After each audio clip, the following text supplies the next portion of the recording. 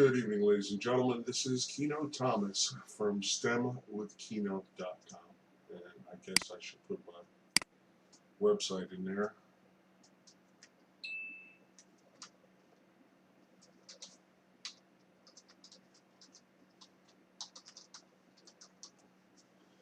Okay, so that's in there. It's a website. This is going to be a free private pilot ground school, and it'll be about 35 hours of ground instruction. And if you would like the syllabus that actually goes with this, you can go to ASA.com, and it's free. So this will just kind of tell you what your course objectives are as you go through this. I mean, I'm going to read through this, and I'm going to reference this every video, so you can just follow along here.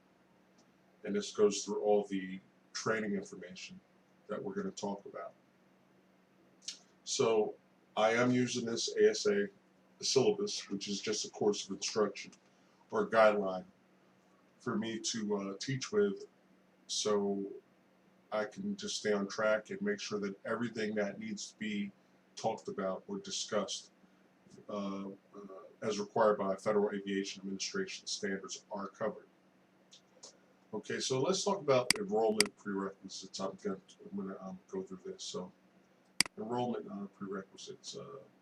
You have to be able to read, speak, write, and understand English, and meet the physical standards for third-class medical certificate prior to enrollment. Okay, so, I mean, if some people just kind of want to go through these videos to kind of have an idea of what you're going to have to understand, but if you get really, really heavy into this and you think that this is something that you might want to do, then you are going to need to obtain a third-class medical certificate. We'll talk about that.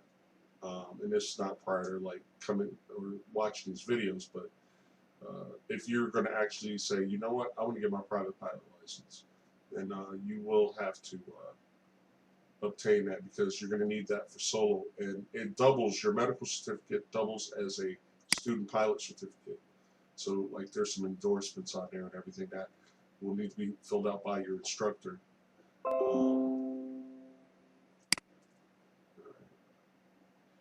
Sorry for that interruption there.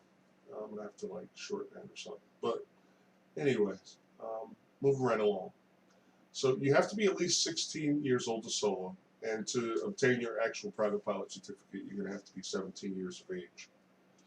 All right, as far as our training course objectives, here you're going to obtain the knowledge, the aeronautical knowledge. When you actually get into the cockpit with your instructor, you're going to obtain the aeronautical skill. Now, I will be discussing the aeronautical skill portions, and a lot of that is going to be done via video, via simulator, just to give you an idea. This really, the focus of this is really just the ground school, so the aeronautical knowledge that is necessary to pass the Federal Aviation Knowledge Exam. We'll talk about course completion standards, but this is going to be the ground school for the private pilot, and we're talking about single engine land. All right, so like I said, it'll be about 35 hours of ground training as required by Title 14 Code of Federal Regulations, Part 141, and well, actually it'll be 40 hours because this will be under Part 61. This is not like a 141, like a college program or anything like that, but I have the license to teach the course. So this will be done under Part 61.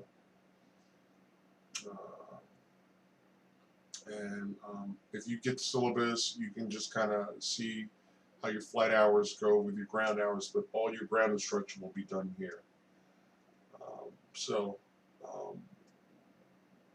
Okay.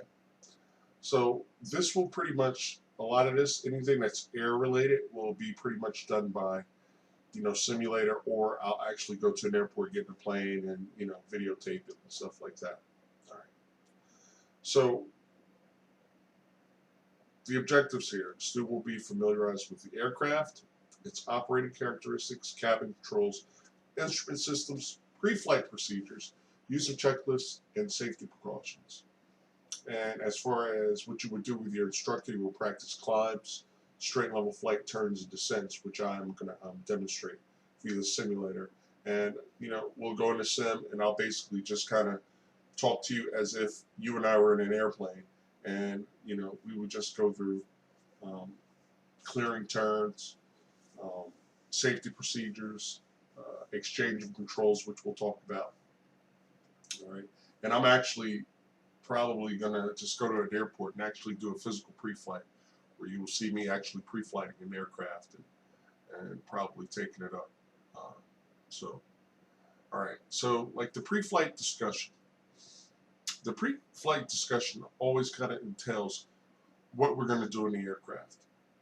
All right. Every aircraft will have, and if we look at every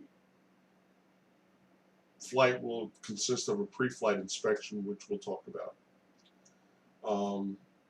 And we will go to the actual manual. Okay, here's what the manual looks like. This will be the Cessna 172N. And I'm sorry, I got a little bit of a cold, but when you go into the manual, you got this congratulations, whoever bought the aircraft and stuff like that. Most people are renting aircraft. Not a lot of people, I'm not saying, not a lot of people are buying airplanes. Most people go to a fixed base operator and they rent the aircraft and they rent the instructor. But some of the first things that you'll see in the manual are like your performance specifications of what this aircraft does. Now, I actually have a simulated model of the Cessna 172N.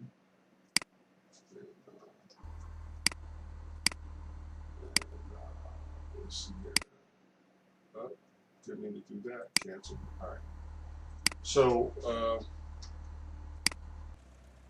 this is basically what the aircraft is going to look like. It's a single engine, fixed gear aircraft. All right, and this is actually kind of like the exact replica of what this actual flight manual is, discussing or talking about. So that sim is the actual replica. So you have some performance specifications, and we'll go into that in depth as we get into performance, aircraft performance. Okay, so basically max speed, maximum sea level is 125 knots. Cruise power at 8,000 feet is 122 knots, so that's not too bad. As compared to sea level, you're only going to lose 3 knots. You take it up to 8,000 feet. We'll discuss that more. Rate of climb at sea level, 770 feet per minute. We'll talk about that. Service ceiling. This aircraft has the capability of flying to 14,200 feet. So you got takeoff performance, landing performance, ground roll, and this is basically, how much runway you're going to need. Okay. So if you had a 500-foot runway, I'd probably be like, probably not going to, if your performance talked about that. Stall speeds, maximum weight, 2,307 pounds. Standard empty weight, we'll talk about this when we get into weight and balance and things of that nature. Oil capacity, 6 quarts of oil. Fuel capacity. So this is the manual that covers everything about this airplane. It's kind of like the Bible, if you would, for this particular aircraft.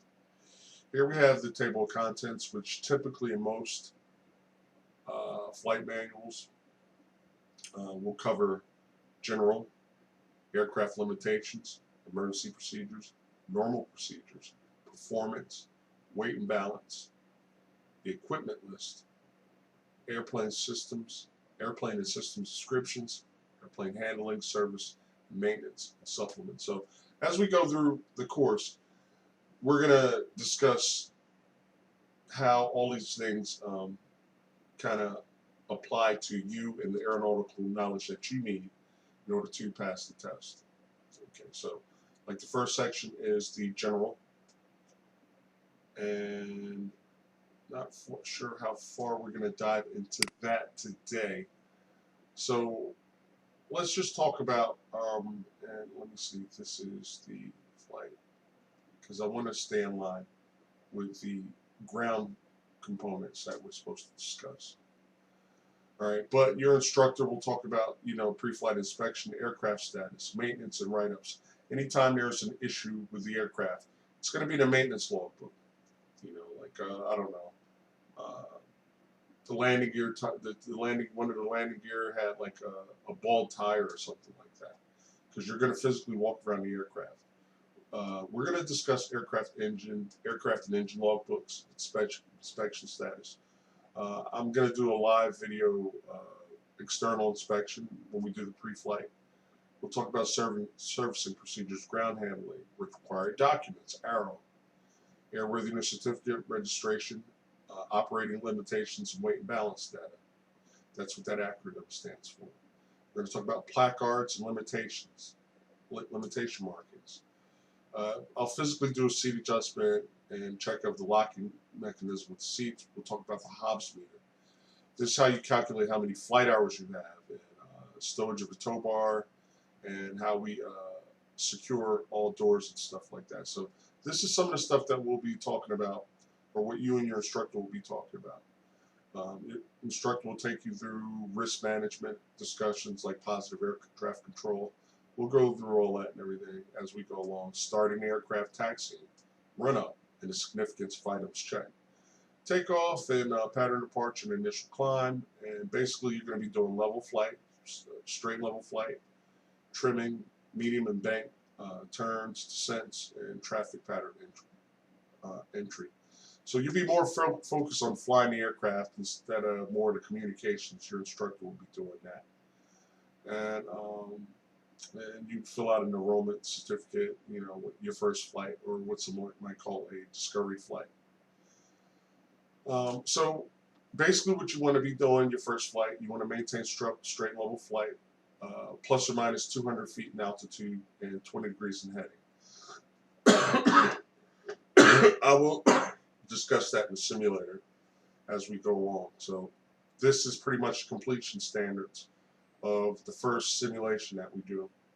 We want to be plus or minus 200 feet, plus or minus 20 degrees in heading, and just do climbs, descents, turn entries, turn recoveries, and proper rudder use. All right, we'll discuss that. So that is pretty much what the first lesson is going to entail as far as what we're going to go into, because this is basically an intro. And some books we need to talk about. All right, so let's see here. The Private Pilot Manual you can get this at Amazon. All right, it's by Jefferson. It's the Private Pilot Manual textbook. Okay, that's probably what you will need immediately to kind of go through some of the concepts and things that we talk about. You don't need this right away, but this is the FAR AIM. The FAR stands for the Federal Aviation Regulations, and the AIM is the Airman's Information Manual. There's a wealth of information in this book, and actually, we're not in 2019. You should just probably get to 2020 to make sure that you have updated regulations.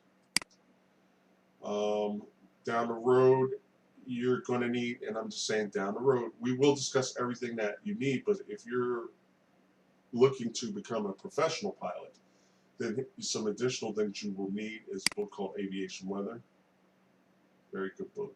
Very good book. All right. You can find this on Amazon. All these books you can find on Amazon. Or you can probably get them at your local bookstore like Barnes & Noble.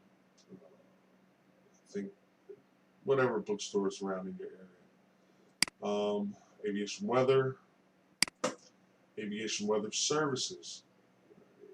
This talks about all the aviation weather services and products that the FAA or flight service stations provide to the aviation community.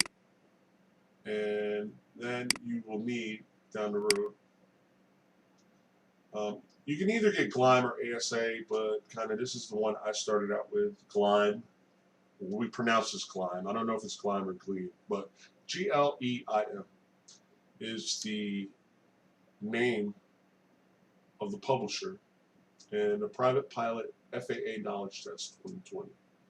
All right, so the actual test questions are in here, and it is definitely worth your while. So you will need this, and you will need the private pilot manual at minimum.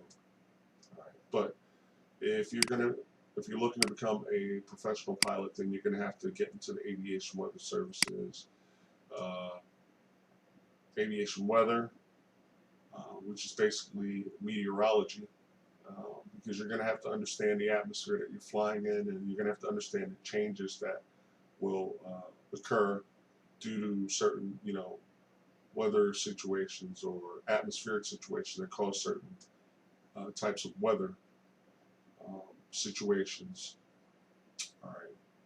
So let me just make sure I am back on the track. Okay. So our first lesson is going to be about fuselage construction.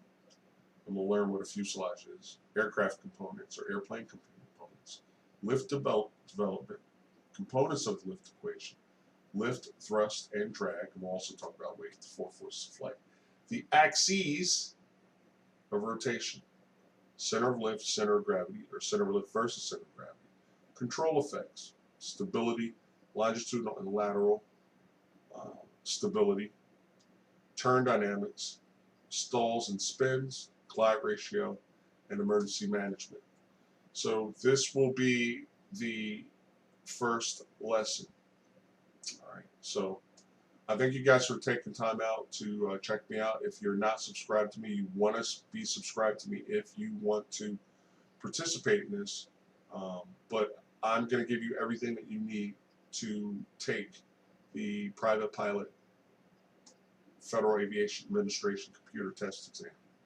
So thanks for watching, guys, and I look forward to meeting you guys in lesson 1. Talk to you later. And if you are on Facebook, please follow me at stemwithkieno.com on Facebook. Every lesson is going to be basically there, as well as here on YouTube. But I think Facebook probably will give you quicker notification if you follow my Facebook page, stemwithkieno.com. So yeah, if you want to know how to spell it, this is how you spell it. You can just put in stemwithkieno.com on Facebook, click follow, and make sure you click the like as well. I appreciate that. So I thank you guys for watching, and we'll talk to you on lesson 1. Have a great day. Happy holidays. New Year's almost here. And I'll see you guys soon. Bye-bye.